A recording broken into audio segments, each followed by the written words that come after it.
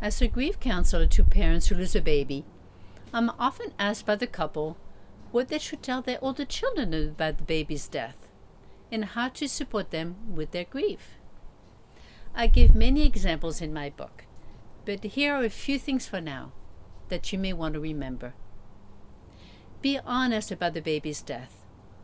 Don't use euphemisms like "we lost the baby," which is confusing to young children, since they may assume the baby will return once it's been found.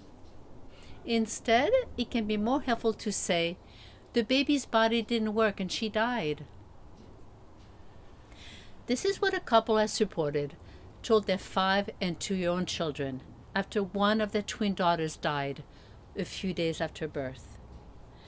They went on to say, "She won't be here anymore, but we will always love her, and she will always be your little sister." Remember also that children grieve in their own way, often different from adults, and may bring up the loss on unexpected times. The same couple I mentioned noticed their 2-year-old would walk around the house with 2 dolls, one named after the twin that died, and the other after the surviving twin.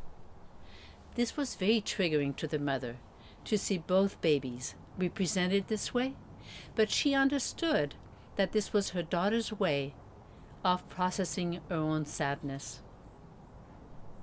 Their 5-year-old son, however, since he could understand more abstract concepts like sadness, told his dad, "I understand it was a very sad thing for the baby to die, the saddest thing that can happen to a person."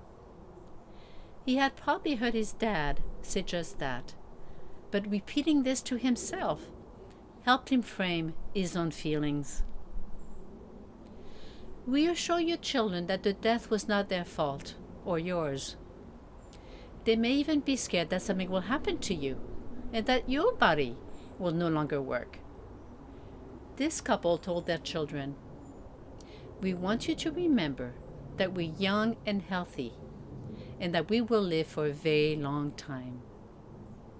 Lastly, keep to a routine and allow your children to have fun.